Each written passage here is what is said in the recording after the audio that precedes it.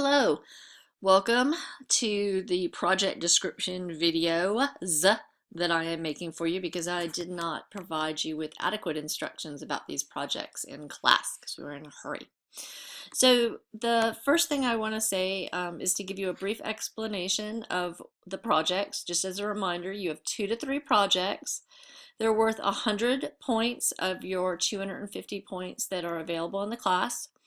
One is required, and that's the journal project, and that's 60 points. It's due on December 7th. You can turn it in before that, and it will go into a Dropbox.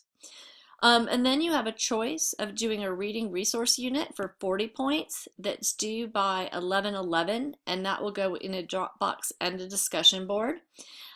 Or you can do 2 activities that are smaller. One is a differentiation toolkit, and one is a new to me paper. Both are worth 20 points. Both are still due on the 11th. You'll do a Dropbox for both, and for the differentiation toolkit, you'll also do a discussion board. And the reason for having them in the discussion board is so your fellow students can have access to what you've learned and done.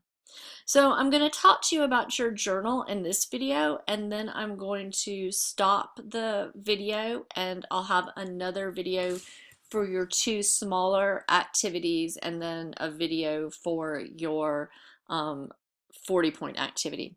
So your journal, the directions are loaded into ELC, but the goal for this project I think is really important for you to keep in mind. The goal is for you to start looking at students and activities with literacy components and literacy instruction in mind. So I want you to, when you're in the classroom, start trying to see how literacy is being taught or how students are interacting with reading or writing or listening, and how it relates back to this class. Also with the specific age or population of the student that you are hoping to work with. It's going to be a weekly journal. You do not need to submit it every week. And it has different components. The rubric, of course, is in ELC.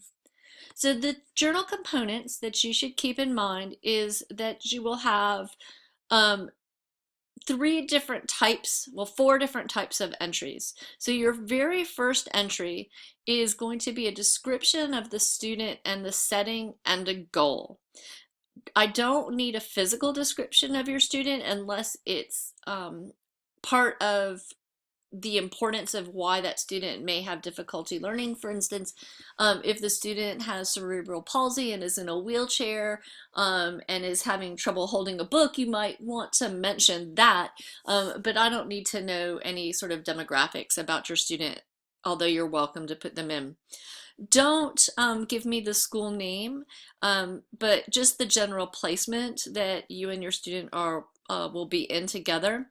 And then a goal for your student. And now this can be a goal that you make up because you think it's an appropriate goal for your student, or it could be a goal that's already set in an IEP, or it could be a goal from the standards.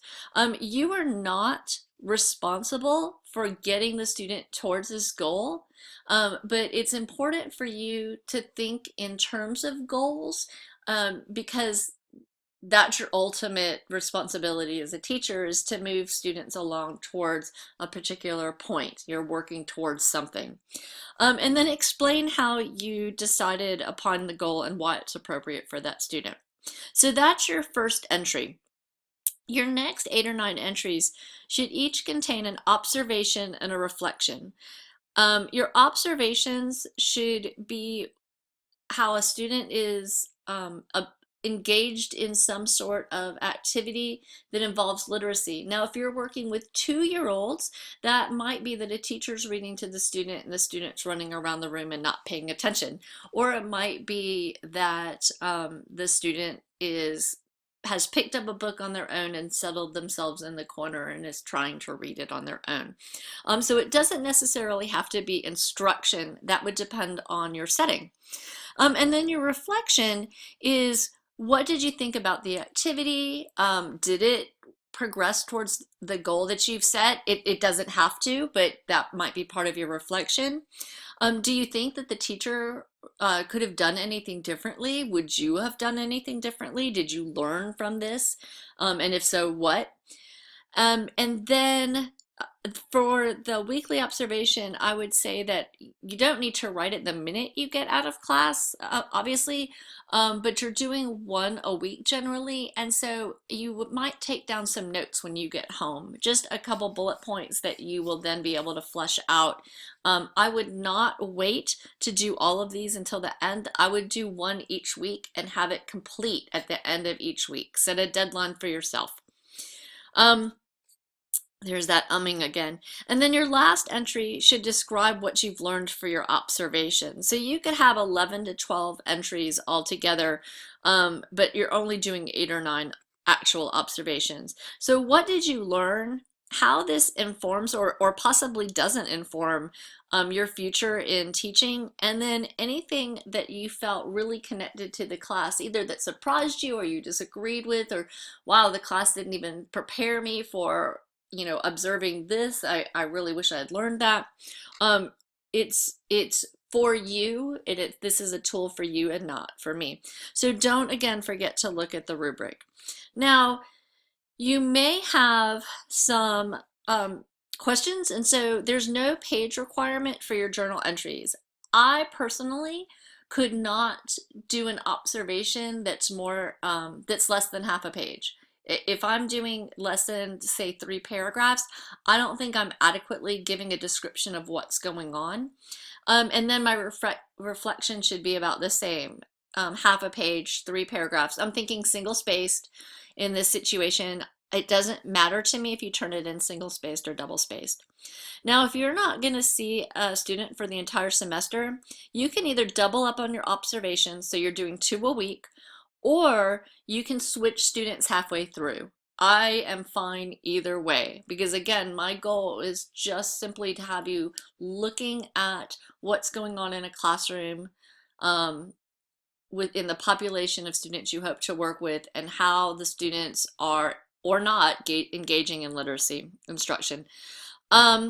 If your student leaves, you can change students or you can check with me, especially if it's getting towards the end of the semester.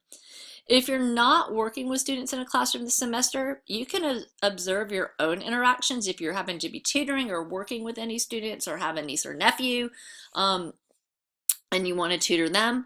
But if you have any circumstances that make it difficult for you to do this activity, please see me. That's your instructor, would be me. I think I've already talked to everybody who had issues, but again, make sure that you're talking to me when they do come up. So I'm going to stop there for the journal activity, and then I'm going to do another activity with another video with the 2 smaller activities, and you can watch that at your convenience.